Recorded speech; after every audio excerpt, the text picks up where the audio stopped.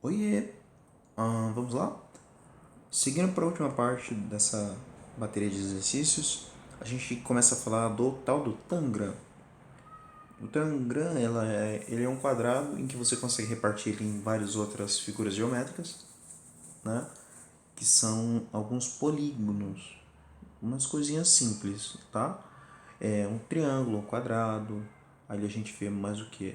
Ali a gente vê um um paralelogramo, ali a gente vê mais triângulos, né?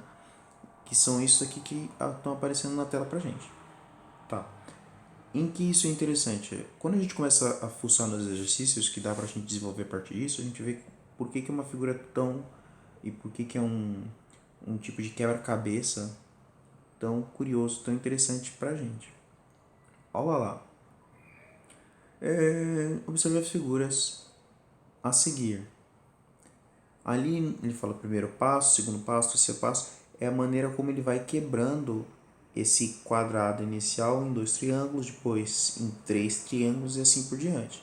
E até que chega no sexto passo, e é isso que a gente começa a brincar com essa figura aí, que é o Tangram já com todas as suas repartições. Qual é a figura que representa em relação ao todo? Aí ele fala do triângulo grande. O triângulo grande vai ser esse mocinho aqui e, consequentemente, esse outro aqui, que são iguais, né? Ali, gente, a gente vai começar a pensar em fração. Qual é a fração? Ele está querendo dizer com isso? Qual que é o pedaço que o triângulo grande ele representa para gente? Qual que é o pedaço que isso aqui traz para gente? Bom, eu poderia dizer que o triângulo grande representa, me acompanhem, 50%. Lembram que eu falei que sempre tem que ter um complemento, quando você falar 50%, 10%, 5%, então é 50% de alguém. No caso é 50% do todo. Do todo. Tá? A gente sempre está fazendo uma relação e, e o nosso referencial sempre vai ser o todo. Tudo bem? Ok. Então, qual é a fração que representa em relação ao todo? O triângulo grande. Então, o triângulo grande, essas duas peças, elas vão estar falando para a gente que representa os 50%, que também conhecemos como meio. Ou seja, esse aqui seria o triângulo grande. Ah, não, ele desenhou assim. Esse seria o triângulo grande. E esse 2 ele está fazendo uma menção a todo o quadrado que a gente tinha, certo? Ou seja, o triângulo representa 1 entre 2. O 2 seria o quadrado. A gente está falando aqui da proporção, da fração que ele representa. Aí ele pergunta do triângulo médio. Só que aqui a gente geralmente não coloca como porcentagem. Aqui a gente coloca como fração mesmo, uma fração que não é porcentagem. A porcentagem seria a fração com o denominador 100. E aqui em cima a gente coloca alguma coisa. Mas nesse caso, vocês não vão colocar com o denominador 100. Tá? A gente vai falar da fração, vai falar qual que é a proporção que o triângulo grande representa, mas não como fração. Eu, inclusive, acabei de colocar aí para vocês. O triângulo médio. Ih, que triângulo médio? O que é isso? É esse carinha aqui, ó. Esse é um triângulo médio. Esse aqui vai ser um outro triângulo médio. Isso aqui representa quanto da figura? Ele representa também a metade? Sim ou não? Isso aí, pensa aí. Se não, ele representa o quê? Ele representa um terço? O que é um terço? Você pega a coisa inteira e divide em três partes. E toma quanto? Toma uma parte delas.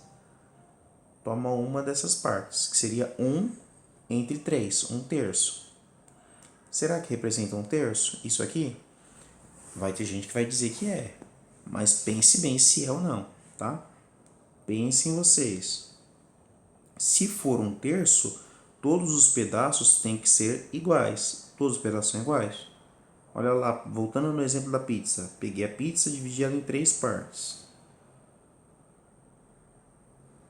Cada pedaço aqui, ó, ele teoricamente tem a mesma medida. Por isso eu posso dizer que se eu pegar um deles, eu vou estar pegando um terço. Certo? Ó, se eu pegar um deles, eu peguei um terço. Será que é isso?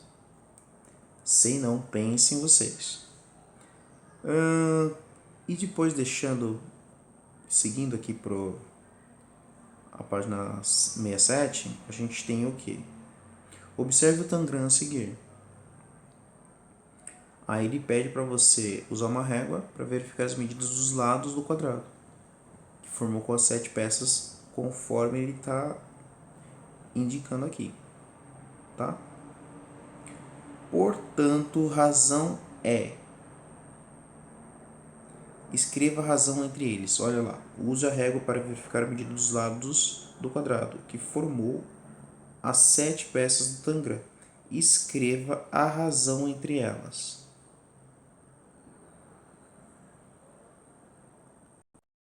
Ó, gente, aqui vocês veem que eu desenhei uma réplicazinha do tangram grande que a gente tinha. Aí ali eu medi aproximadamente a grosso modo, só para vocês entenderem. Aqui eu teria um lado que é 4 e ali eu teria um lado que também é 4.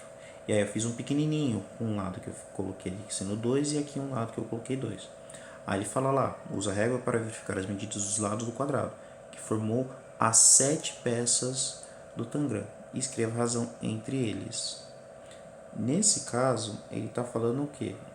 Verificar as medidas dos lados do quadrado que formou as 7 peças do tangram. Aqui ele pede basicamente para vocês dividirem, né? Como ele está aqui falando de razão, ele vai pedir para você fazer o quê? Colocar lá 4 dividido por 4.